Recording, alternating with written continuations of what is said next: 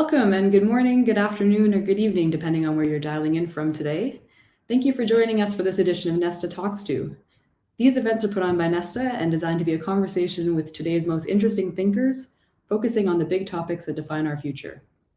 I'm really pleased to be welcoming Thanu Yakupitiyage and Jeremy Williams today to discuss climate change and structural racism.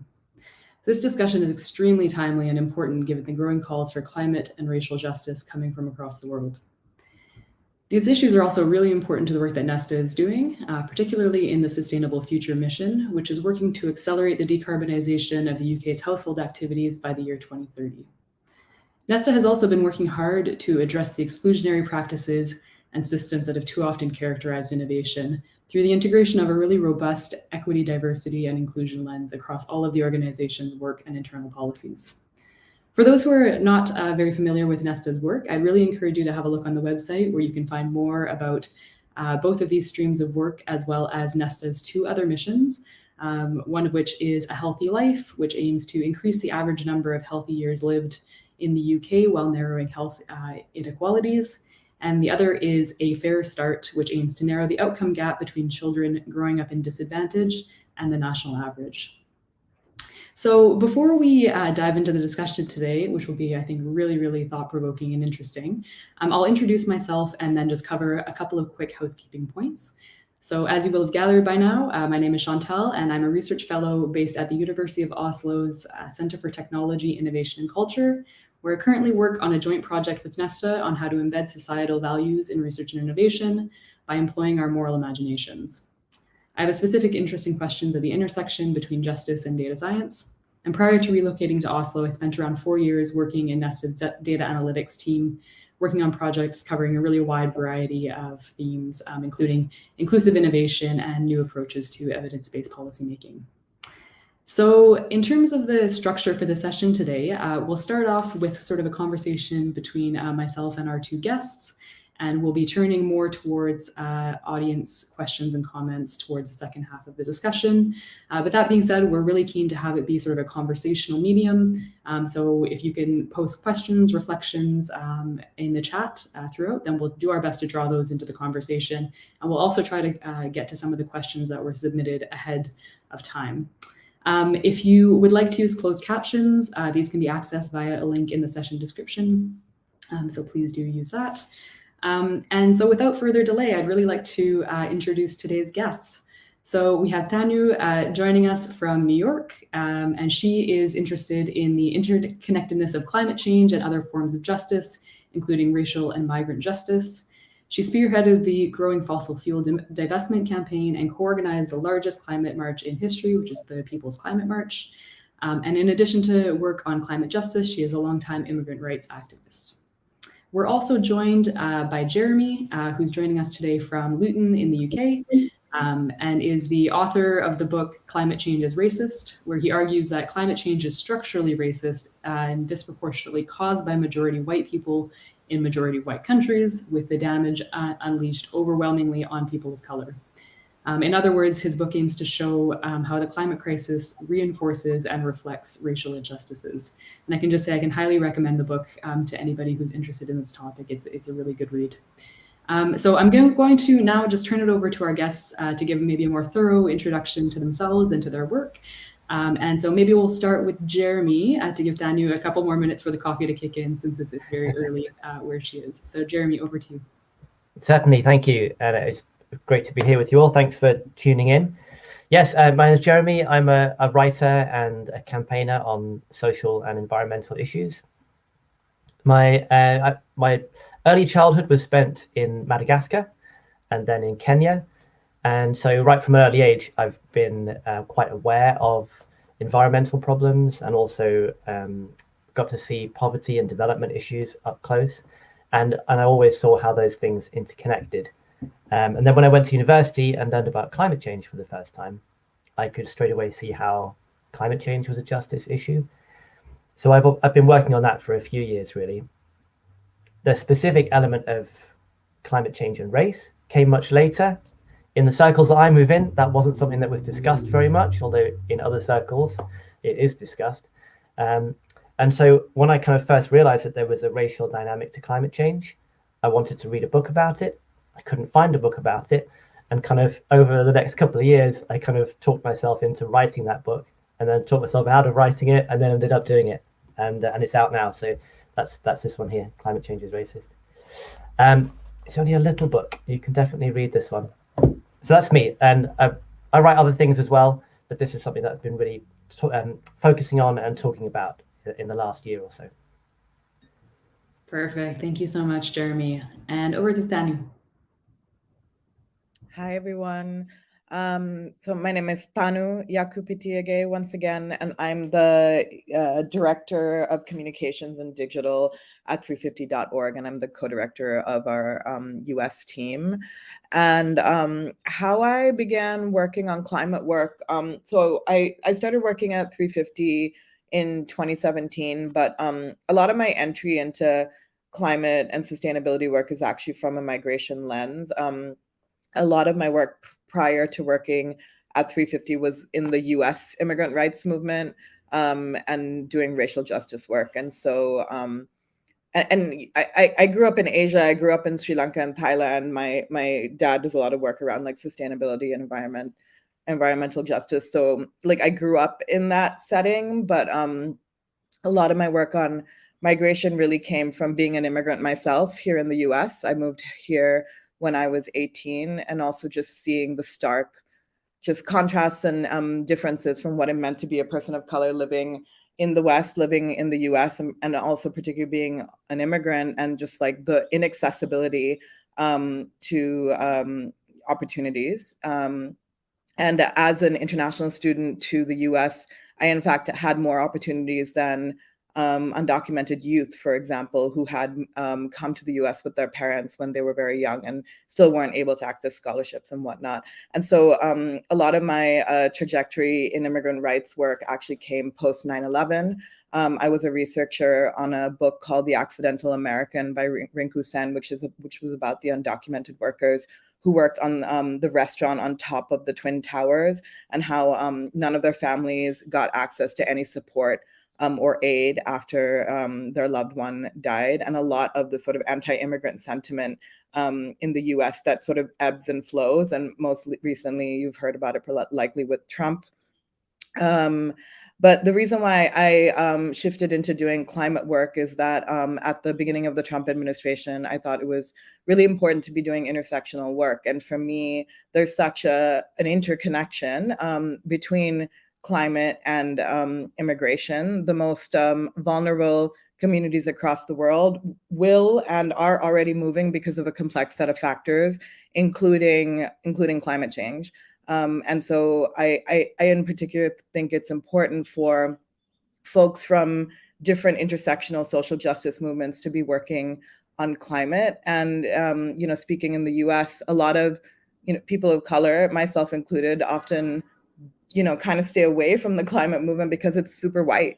And so it was a real culture shock even for me, like entering the climate movement. And so a lot of my aim in doing climate justice work, working on fossil fuel divestment, is to actually demonstrate the connections between climate and race, climate and migration, because those most impacted are Black and Brown and communities of color across the world.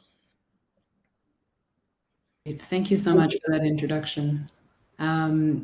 Yeah, so I mean, there's obviously so many different directions that we could take this conversation in. So again, really encouraging people to put your comments and your questions in, and we'll try to get to those. And I think you've already both kind of touched on some of the basis for the interconnection between these issues in your introductions. But I thought just maybe in terms of setting the groundwork, maybe it would be helpful to just get into some of the really kind of specifics around the connections between climate change and sort of migration and the refugee crisis, as well as between climate change and structural racism. So it would be great to sort of maybe get a little bit more specific about those intersections, as you mentioned just now, Thanu. But then also I wanted to maybe bring in, even at this early stage, one of the questions that came in before the session, which is sort of related to this question about why we might want to address these questions in an interconnected way rather than address them sort of separately. And this question was from Isabel DeMello, and apologies if I've mispronounced that.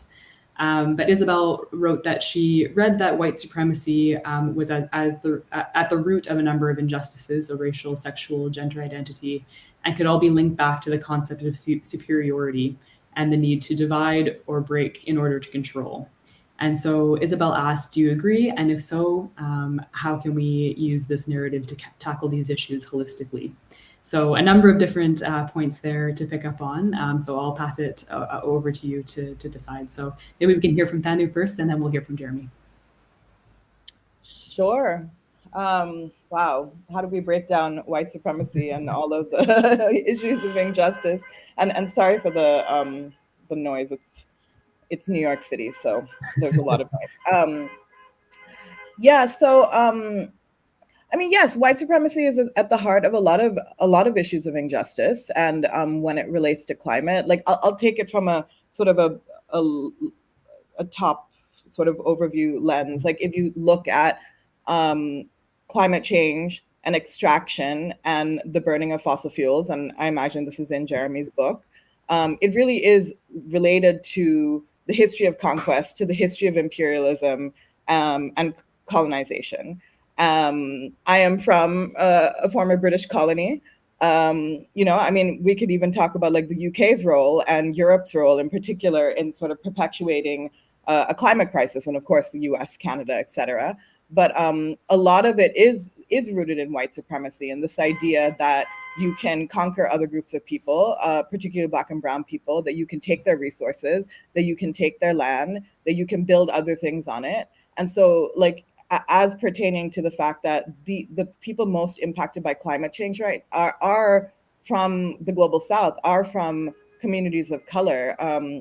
When it comes to the impacts of climate change, even over the next like 10 to 20 years, if you look at small island nations like the Pacific Islands, we are seeing islands like Tuvalu, Tonga, Fiji that are only 10 meters above sea level that are already experiencing like massive sea level rise, and this is because of the burning of fossil fuels perpetuated by the extraction from colonizers. And so there is a link between white supremacy and extraction, white supremacy and climate change, in the sense that like it is no secret that it is, you know, white peoples of you know, the UK and Europe that have colonized most parts of the world. And so, you know, that on sort of a base level of like colonization is one of the linkages.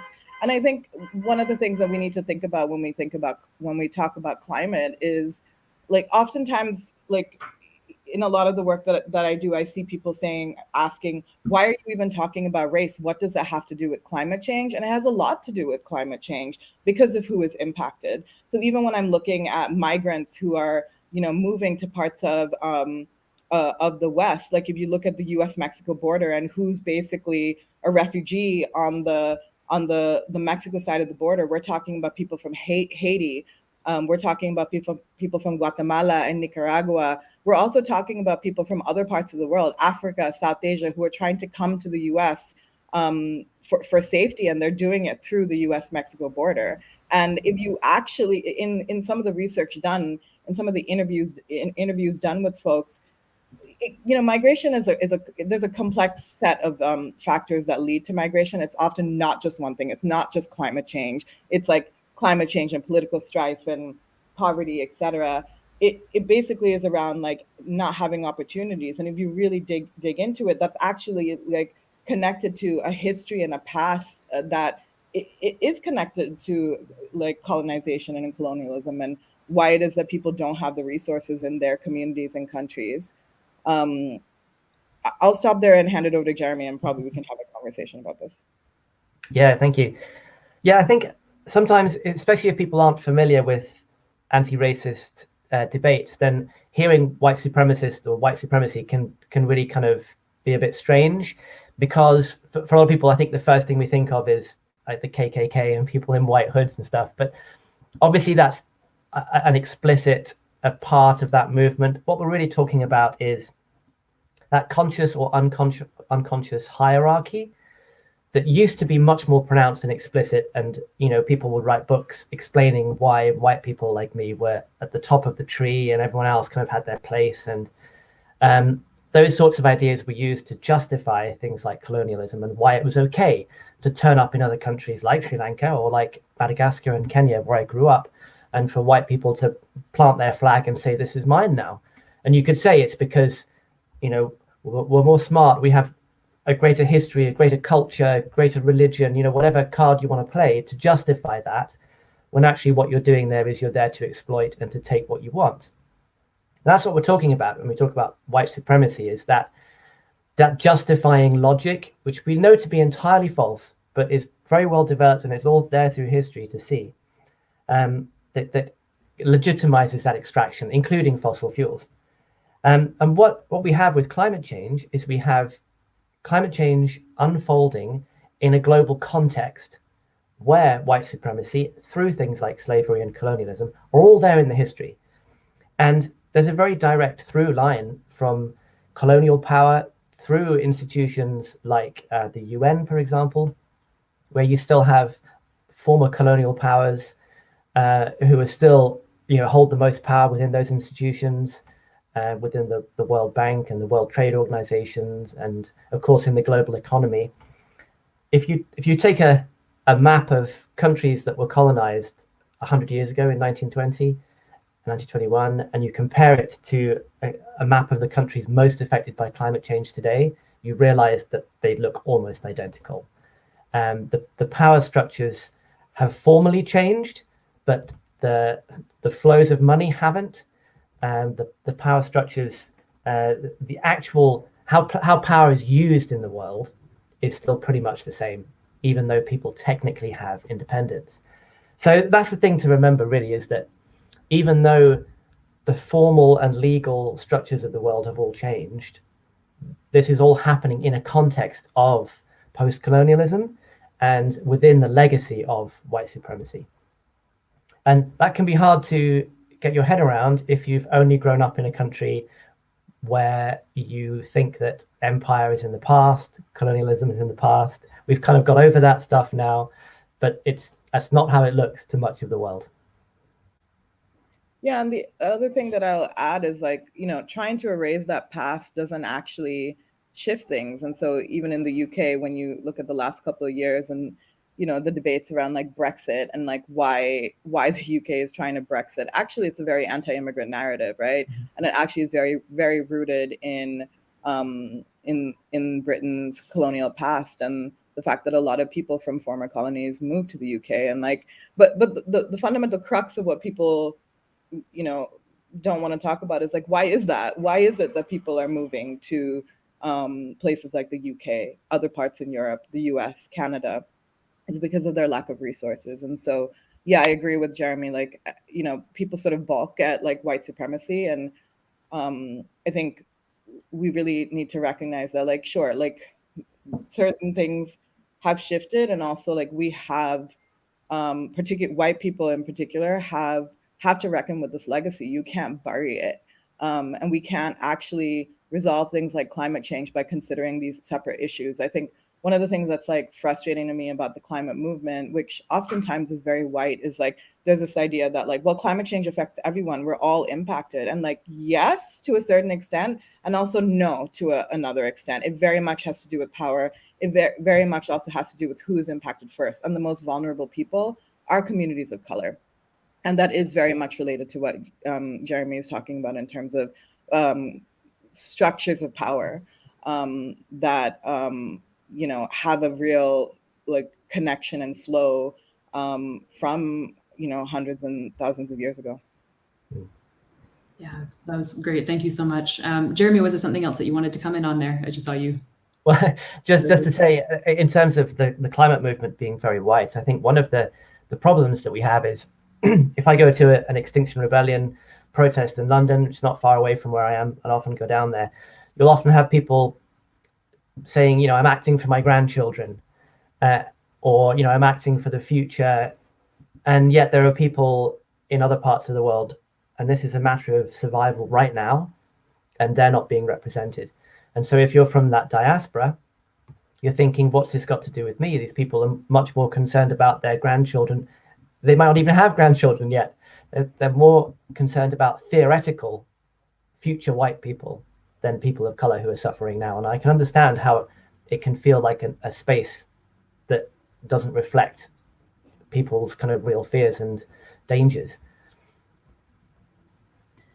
Yeah, absolutely, Jeremy. And that's actually a really great sort of segue, I guess, into the next question, I guess, that I was curious to cover with both of you, which is around sort of activism and social movements, sort of more generally. And actually, for anybody who's interested, I went to a pre-book launch earlier this week by the philosopher Michelle Moody Adams, who has written a book called Making Space for Justice, and she gives an overview of sort of social movements over a long period of time, and talks about how social movements have been really sort of essential in advancing social change, but also sort of defining justice and what we mean by justice, and more concretely what sort of demanded in order to achieve justice. And so I would just say I would highly recommend that to anybody who's interested. But yeah, I was curious to know, given both of your sort of involvement in social movements, what you think these sort of movements, what kind of role they play, and also given that we have sort of representation from a couple of different places, and obviously the UK and the US are two of many, many countries that we could get into, but given your experiences in those countries, do you think that there's anything that can be learned from one another in how those movements have been developed, how they've grown over time, and where they should be headed? So maybe we can start with Jeremy and then over to Thanu. Yes, I think the social movement thing is really interesting. When you look at who's in charge in Britain and who has been in charge for the last 10 years, you think there's not really much hope of this current government really getting it on either climate change or racial justice. And if you're a follower of British politics, if you read things like, for example, the Sewell report that came out earlier this year that was looking at the whole idea of structural racism within Britain, and it basically concluded that there's nothing to see here. That's all in the past. It's more complicated than that, but basically you will have an official position that's basically denial from our current government. It's hugely frustrating. But you can also see how social movements do make the difference. And it's interesting, particularly on climate change, when Britain was at one point kind of a leader on climate change back in about 2008, 2009, one of the first countries to put in place proper carbon targets. And then nothing happened for a decade, pretty much. It kind of coasted on that early action. And then you had the school strikes movement, you had Extinction Rebellion, and within a matter of 3 or 4 months, all of a sudden, Britain had its net zero by 2050 target, and all of a sudden started to take action again. That was partly because Theresa May was leaving office with very little to show for it and wanted some kind of legacy, I think, but that's fine. That movement, I think, did make the difference, even if that's not what we were asking for exactly. So we can see how those things do bring change. It's always complicated. Change comes through multiple different pathways at the same time, but sometimes it can cause the breakthrough. It can just bring things up the agenda enough to get that political attention, and kind of the boulder starts to roll downhill, if you like. Thanu, did you want to jump in on that? Yeah, can you just repeat the question? So this is on just like activism and social movements in general. Yeah, so I was trying to back up a little bit because we started getting into that. So I wanted to maybe just set the context around, what role you think these play in advancing climate justice, racial justice, and perhaps the intersection between them. And then also just the comparative question between the US context and the UK context. Right. Yeah, I mean, I think it's really, really important that social movements are intersectional. And I think that, at least from the US context, like I think more and more they're becoming intersectional, but I've also experienced a decade ago, things were very separate. It was like, we're working on racial justice over here, we're working on immigration over here, and we're working on climate over here. And more and more that's shifting, but there's a lot of work to do, and it's hard, right? Because I think a lot of social movements are also they're putting Band-Aids on very structural issues. So for example, the immigrant rights movement in the US, over the last couple of years, I've been trying to do sort of intersectional work on climate and immigration. But over the last decade, and not just in the Trump administration, but the Obama administration, certainly now in the Biden administration, like immigrant rights organizations are spending time like stopping people's deportations. So when you're like stopping people's deportations, like you don't necessarily have time to think about like, oh yeah, also climate change. You're just trying to like stop someone's deportation. You're trying to support people in being able to get sanctuary or safety. And so, on a fundamental level, there's just like a need for actually like more support for our movements that are like tangibly doing things on the ground. In the racial justice movement in the US, like certainly like when it comes to like police violence and the killing of Black people in the US, and this is not specific just to the US, this happens in the UK and in Europe as well, in Europe as well. It's, there's like a crisis that's happening to communities of color. And so it's, there's definitely like a lot of work that's being done. Like I see the Movement for Black Lives now doing work on climate. And one of the things that I am hopeful for is that I am seeing communities of color actually redefine what it means to do climate work and to not do it from a white lens. I've been reading some of the comments, and I see that there's some like real Extinction Rebellion supporters. And like, yeah, Extinction Rebellion is cool. And also I disagree. I do not think that Extinction Rebellion talks about race enough. I think that Extinction Rebellion over the last 2 years has kind of been forced to talk about race. And but they've done that because groups in the UK like Black Lives Matter have really pushed it. But like Extinction Rebellion, when it started, did not talk about race. They talked about other forms of justice, but they often didn't do it from a racial lens. And the Extinction Rebellion, I think in the US also still doesn't do that. And I saw some comments around like, privilege and who can be on the streets. Absolutely. Like, there is a reality around like who can get arrested, who can't get arrested. But the thing that I really need for people to understand that if you want to create inclusive movements, there are different ways to do that. As an immigrant to the US for many, many years, I couldn't get arrested. Like I had to like basically like skirt around issues, or literally I'd be in a march and the minute there were cops, I would go into the subway because if I was arrested, there were dire consequences for me. But inclusive movements find ways to include communities of color, to include immigrants. Extinction Rebellion and other organizations, if they've really had a clear racial justice framework, they could do it in a way where like you could make it safer for communities of color to come out. And the thing around like inclusive social movements is that there also need to be leaders of color in those movements. Like, folks of color are not going to come out if they don't see themselves represented, and if they don't see themselves represented in the leadership of these movements.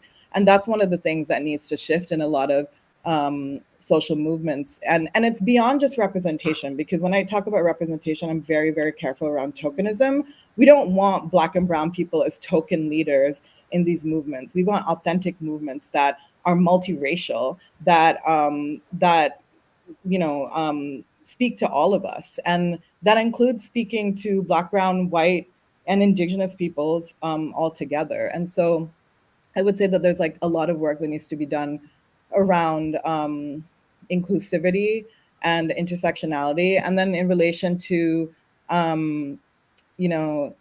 the difference in the US and the UK, I haven't been in the UK context for a long time. Certainly in the US context, race is something that is very, visibly talked about. And I would say that there's a lot that can be learned by that. I think sometimes people think of the US as like, oh, they're always talking about race. But in fact, it's because of the history of this country, which is based on extraction and slavery and the taking of lands from Indigenous people. And so that really has to be, when we talk about anything, whether it's racial justice, immigrant justice, climate, or even reproductive rights. If some of you are following, there's a major case in the Supreme Court right now where abortion rights are basically about to be completely dismantled. We really have to think about that from a root of who are the most impacted people, and the most impacted people when it comes to justice issues are the most vulnerable, and those are people of color and low-income communities. Yeah, thank you so much for that. And it's been thanks so much for everybody kind of making comments and stuff in the chat. It's trying to keep track and also keep track of the conversation, but this is really fantastic. And yeah, we're getting into lots of questions, I think, about, actions that people can take and what are the kind of concrete things that can be done in sort of specific situations. And so, Thanu, I think you've done a great job just now of kind of trying to give some concrete ideas of within social movements, what can be done. And so, obviously we can feel free to add anything else into that moving forward. But one thing that I thought was really helpful actually in Jeremy's book, and I wanted to maybe ask him to sort of draw this out a little bit to kind of underpin the discussion about actions moving forward, is this idea around sort of blameworthiness and responsibility, and who's actually responsible for addressing structural issues when it's not exactly the same as, this person did this one thing. So I'd be really curious to have you draw that out for us, Jeremy. Yeah, thank you. Just to mention one thing quickly, I realize I didn't answer the second half of the previous question about the US and the UK and what we can learn. So just really quickly on that one. One thing that I've found quite inspiring about what's happening in the States at the moment is that there is a much better developed environmental justice movement. We don't really have that in Britain in the same way, but you've got this long history of scholarship, people like Robert Bullard and Nesta Taylor, who've had decades of really good research and analysis into environment and race and how those things go together. And honestly, I couldn't have written the book without that legacy of scholarship behind it. So I really appreciate that. And how that's feeding in to social movements like the Sunrise Movement or the movement for a Green New Deal. There's loads that we can learn from that in the UK. To think specifically about blame and responsibility, I think we've touched on this just now as well about how race in America, is much more visible. One of the things in Britain, I think, is that denial is much easier because, Britain is also a country that's built on slavery and extraction. It's just that happened elsewhere. So it's much easier to say, well, that we had nothing to do with that. But, the legacy of slavery reaches all the way, into my neighborhood. There's a road just 2 streets away. I walk down it almost every day on the way to school, which is named after a local guy who owned slaves, Crawley Green Road. It reaches right to our doorsteps, but it's always kind of one step removed because it happened, in the Caribbean and in other places. But there is this long legacy that reaches all the way through.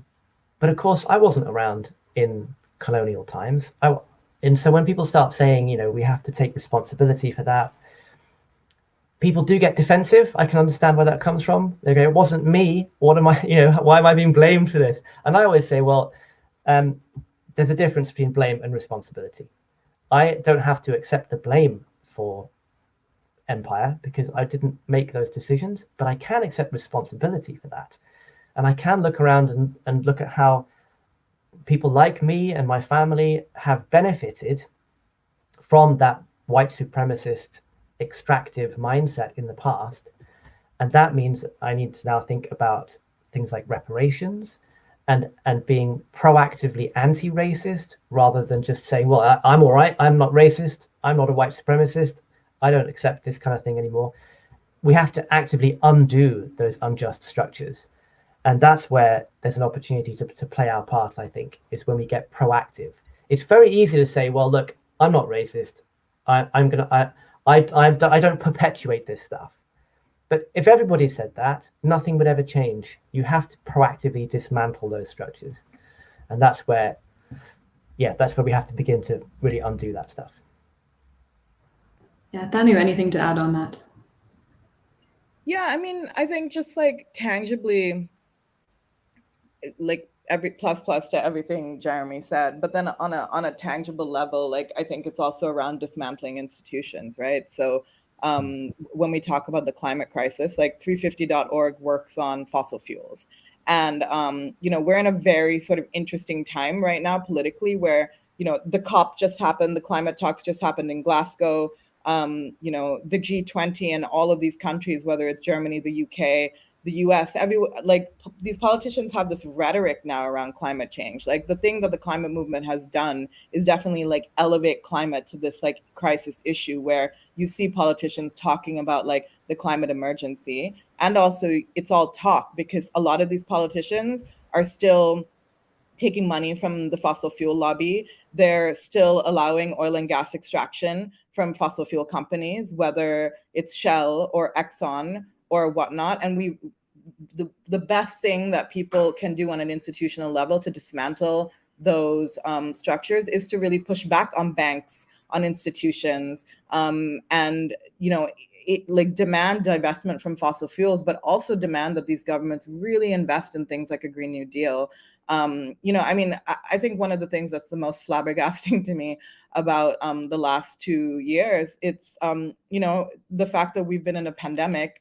We have seen how interconnected we all are, right? That what happens when a pandemic spreads. Like right now we have this new variant, Omicron, and I'm sure a lot of you saw in the news suddenly like everyone was blaming South Africa for it, but actually it came from Europe.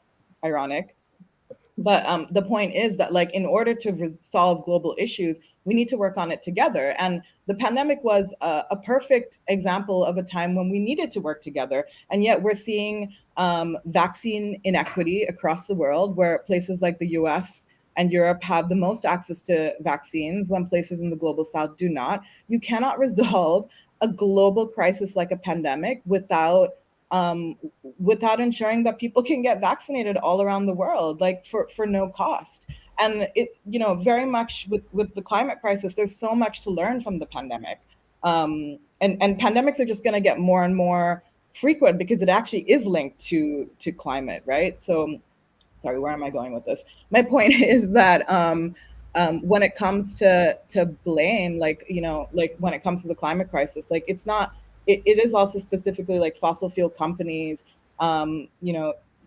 governments in the West who have perpetuated this crisis. And so like I very much agree with what Jeremy says. And also the best thing that white people can do in terms of supporting those most vulnerable to the climate crisis is actually pushing on governments, actually taking actions against fossil fuel companies so that we can transition to renewables. And the key part is equity, because one of the things that is very, very dangerous about the ways in which these global crises play out, as we've seen, is that even in a crisis, the people who will be the most protected are not people from the global south, right? And that will be the same with climate. So as there's stronger storms, as there's more rising sea levels and heat waves and whatnot, the people most protected are the people in the West, including wealthy people, including white folks. And so equity has to be key in any policies that are around climate and social justice. And so like for me, it's like I want us to like, we can't just sit and just like, when it comes to who's responsible, we actually have a role to play. And we've seen this, right? Social movements are the most successful when people are mass taking action. And I want to see that more. And I know that it can feel really hopeless. Like I definitely felt really hopeless after the COP. Like it's like we have 7 years really to turn around the climate crisis, and the G20 can't even agree on like the best path forward or go beyond the Paris climate goals. And so how this is connected to race and social justice is that we can't continue to have these theoretical conversations. Like I want for people to stop like sort of like being in the guilt of like what it means to be white, or sort of people's responsibility around white supremacy, and actually do something about that. And that means like creating like inclusive movements so that we can actually fight for the most vulnerable. It means actually moving away from just a narrative of like, I'm doing this for my children. Why are we not doing this all for each other and each other's children, not just for like a small slice of what we've decided to protect? Yeah, absolutely. I think you hit on a lot of really, really important points there, but there was one question that came in ahead of our discussion today, which actually I think was kind of related to what you were saying, and I'd be curious to sort of hear your views on it. And so the question was from Dawn Dublin, And Dawn said, and I'm condensing a little bit here, but if the harmful processes of extractive wealth building is the engine of climate change, how do we penalize the source of the problem, the governments and corporations who are pioneers of the greenwashing revolution? How can they help find sustainable solutions to climate change if they continue to be the cause?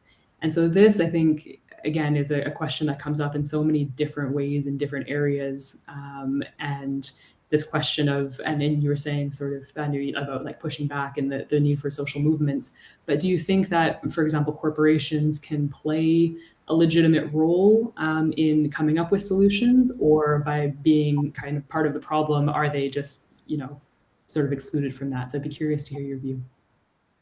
Yeah, I mean, first of all, I think all of this is going to take political will. And so something that's been happening over the last 5 years is that there's been a lot of lawsuits against fossil fuel companies in both Europe and the US. And really it's around like holding these companies responsible. And so I do think that these companies have a role to play, because companies like Exxon, like Shell, actually, since the 80s, 70s and 80s have actually been lying about climate change. They actually knew that the burning of fossil fuels would lead to a shifting climate, and they deceived the public and kept that information in order to make money. So these companies have made trillions of dollars off of the backs of people who are now being impacted by the climate crisis. And so we really need to start thinking about a reparations framework. A climate reparations framework. It's also called loss and damage as well. And I do think that, like, in the phasing out of fossil fuels, a lot of these companies need to actually be paying for a Green New Deal. But instead, what's happening is there's a lot of greenwashing, right? So like if you look at a BP ad or a Shell ad, you actually see that a lot of them are talking about their sustainability practices and how they're, shifting to renewables. And there actually needs to be a whole accountability process first. And even when we talk about climate reparations, we need to talk about reparations due to the global south, the global south from Europe, from the UK, from the US, which are the largest emitters of, the US in particular, the largest emitters of carbon emissions. And so there needs to be a framework also where we're thinking about like actually which countries and which communities need aid. And we also need to get out of this framework of aid where, where the global south then owes like trillions and billions of dollars to the West, right? So I'm not talking about like an IMF framework of aid. I'm talking about a reparations framework where there is recognition of where the most damage has been done. So these companies and governments have like a huge role to play.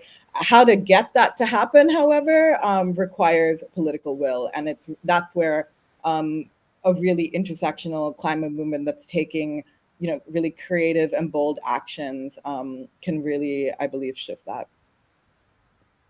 Yeah, thank you so much.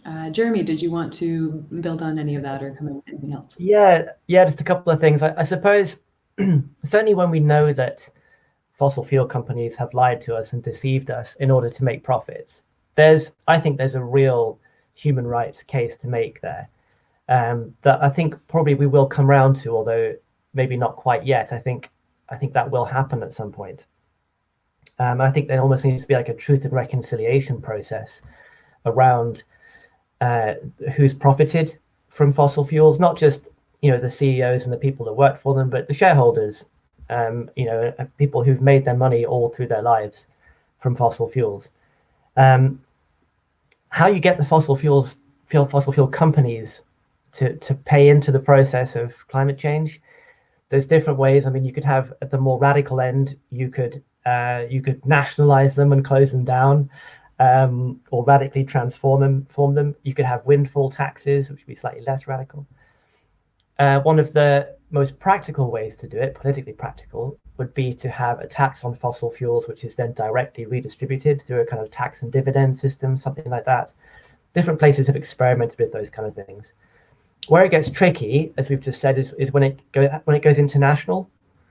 So how do you get these companies to pay back to the countries most affected by climate change? And there isn't at the moment a robust international mechanism for doing that. The nearest thing we have to it is the loss and damage process that's part of the UN. But we saw in Glasgow how reluctant the rich countries are to deal with that. And I think part of that is a psychological thing. And, we can't even get countries to pay for adaptation. We've promised all this money and haven't been able to deliver it so far. But even with adaptation, you're kind of the hero. You're the donor. You're giving to these poor, vulnerable people. Loss and damage says you did this and you need to compensate these people. And that's quite different. All of a sudden, you're not the hero. You're the villain. And you made this happen. You caused this to happen. And that's where countries and leaders get kind of really nervous, because they can see, if you accept responsibility, how far is that going to go? I think it will happen. One really interesting thing that happened in Glasgow was that the Scottish government said, we recognise the need for this. And as a small country, it's not even kind of nationally representative of the UK, but as the Scottish government, we will put £1 billion on the table right now. Who else wants to join us? And there was a deafening silence because nobody wanted to join them. But it is still a first step, and well done to the Scottish government for doing that, because this is going to be a debate that will roll on for the next 10, 20, 30, 40 years. Yeah, absolutely. And so maybe picking up on that idea of sort of, maybe the people who need to start coming in and doing more kind of actions. There's been a couple of questions in the chat around, I guess, schools and universities, and specifically about what tools or resources might exist for educators who want to decolonize climate change discussions, maybe in those settings. And so it would be great to hear from either of you. So maybe whoever wants to jump in on that. Any suggestions? Yeah, I mean, I think that it's really important to have like a really diverse set of things that people are reading. Like oftentimes, like when people read about climate change, like they're reading a very specific group of people, including probably 350's founder, Bill McKibben, who I love Bill, but like there's a lot of scholars and, writers and thinkers and, people from, all parts of the world, Black and brown folks, people from the global South who can also contribute to those conversations. So for me, decolonizing climate change education is also about like really thinking about like, who are people reading when they read about climate change? How are you also making sure that people are reading different kinds of voices, like watching things from like people who are actually impacted, ensuring that indigenous education and knowledge is being incorporated into climate change education in universities and colleges. That I think is a really important approach to decolonizing climate education. Climate change is not a white issue. Like if we really are going to talk about how climate change impacts all of us, then let's talk really about who it impacts first and foremost. Yes, it impacts all of us, but it impacts all of us to different degrees. And so I would like to see climate change education actually, bring in the voices of those most impacted. Yeah, I think what you read is a really important thing. The book that I've recommended most this year is A Bigger Picture by Vanessa Nakate. And as someone who's kind of come from thinking about climate change in Africa, there are so few books and so few kind of voices from Africa on climate change. Even though it's the continent that will be most affected, it's almost invisible in the kind of global dialogue. So go and read A Bigger Picture by Vanessa Nakate. I think it's the most important book, climate book of the year, and Bill Gates can wait his turn. Or last year, the book All We Can Save, another great one with loads of different voices from people of color, from indigenous women, and particularly that's all women in All We Can Save, edited by Ayana Elizabeth Johnson and Catherine Wilkinson, and a really good book for just diversifying the number of voices we're exposed to. In terms of resources for educators, that's not really my field, I'm afraid. So I know that if my wife was here, she would know some, because she interviewed some recently, who are working on the curriculum in Britain. Because right now, depending on which subjects you do, you can get all the way through school without ever learning about climate change, which is ridiculous to be bringing young people up with no awareness of like this issue that will define their lives in many ways. There is really good work happening on that. I'm afraid I can't kind of name all the organizations that are doing that. There are also people working on kind of decolonizing the curriculum, And at the moment, I'm not seeing those being tied up. So I don't see a lot of work happening around climate change and race and putting those together in the curriculum. That's something we need to work on, is getting those two conversations talking to each other, I think. Yeah, I can recommend a couple of other books. There's a book on indigenous communities and climate called Braiding Sweet Grass. I'm forgetting the name of Robin Wall Kimmerer. Yeah, like that's a really great book. Yeah, definitely Ayana's work is amazing. But also, like, you know, I don't think that climate change curriculum just has to be books on climate. Like, people should be reading about race. They should be reading about indigenous communities. Like it, you know, you should be reading like Arundhati Roy's like work on like colonialism and imperialism. That's all very connected. And so I don't think in building a climate change curriculum that means that every single like book or piece of writing has to be on climate specifically. You should be, you know, reading books about like the Black Lives Matter movement, about structural racism. You know, read books like written by members of the Black Panthers. Like, it's all relevant in creating like a holistic curriculum. Yeah, absolutely. Great. So, I mean, this has been flying by, and again, thank you so much for all the questions. I fear that we're not going to have time to get to all of them. And I think we maybe want to start wrapping up in a few minutes. So maybe just one last question. And I see that Rushi Sharma posted and asked, can the speakers elaborate a little bit more on how such talks on white supremacy, post-colonialism translate into action and policies that address global climate justice? And so this is maybe a nice one for us to sort of wrap up on. So who would like to jump in first? I'm happy to, if you like. Go ahead. Mm-hmm. Yeah, so I think the most important thing, and this is kind of the key message in the book, really is that when we look at who has caused climate change, especially historically, it is disproportionately white majority countries. But when we look at who is most affected by climate change today and in the decades to come, it is going to be majority Black and brown countries. And so there is a racial dynamic to climate change already. And that racial dynamic reflects existing power structures and power inequalities that we already see in things like the global economy or in global institutions and in decision making and so on. So I think in terms of how we begin to translate that into actions and policies, it has to be about proactively moving power away from those traditional colonialist white power structures. So that's going to include things like reforming global institutions like the UN, like the IMF. It's going to involve transfers of money and wealth, as well as transfers of power. That's going to happen locally, and it's going to have to happen internationally. To be honest, it's a long process. You know, we're talking about things that have taken hundreds of years to develop to where we are. You know, the evolution of the fossil fuel industry and our dependence on it. We're looking at, you know, the next 50 to 100 years to begin to dismantle those things as well. So this is a long-term process, but ultimately it is going to be about diversifying the voices that we're listening to and moving power away from those traditional power centers and getting more people involved in that. What that looks like locally, I think some of the most positive expressions are going to be things like community-owned energy, for example, a really practical example of how we move power away from big energy companies burning fossil fuels to locally owned, sometimes owned by indigenous communities, producing their own energy and sharing that wealth within the community. It can be a really practical example of what that can look like to share power more practically. Over to you, Thanu.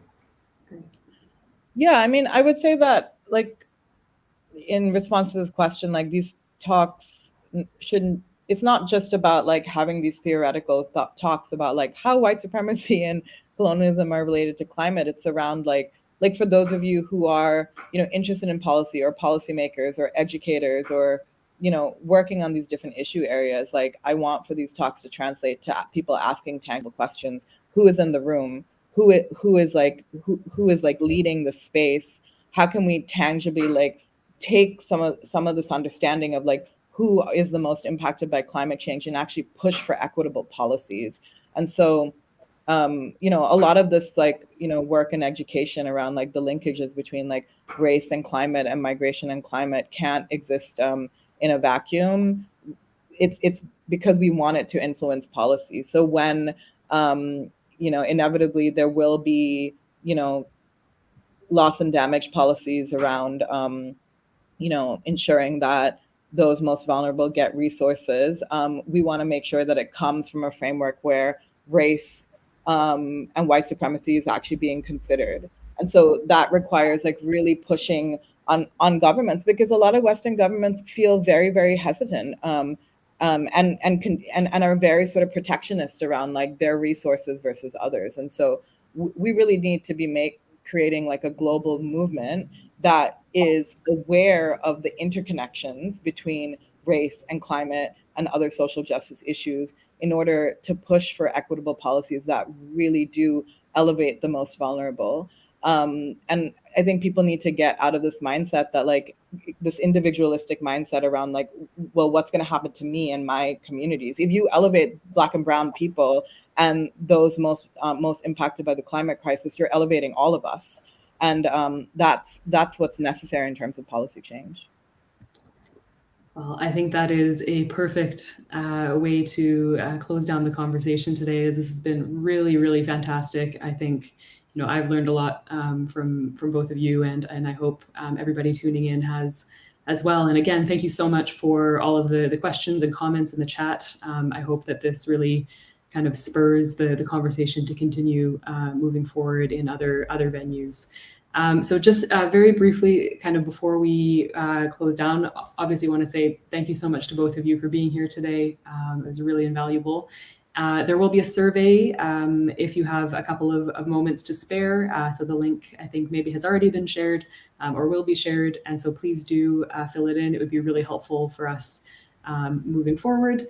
And then just to briefly say that the next Nesta Talks 2 event will be happening on the 16th of December. And it will be looking at the question of, will our cities survive the future? And so in the sort of post-pandemic world, how has our relationship to the city changed? And how might we tackle really important questions around sort of health, educational, and social inequalities that exist in urban areas? So that will be hosted by Nesta's Chief Partnership Officer, Vicky Selleck, and the authors of the new book, Survival of the City, Ed Glaser and David Cutler. So would really encourage everyone to join that discussion as well. So thanks again, everyone, and enjoy the rest of your days. Thank you. Take care. Thanks.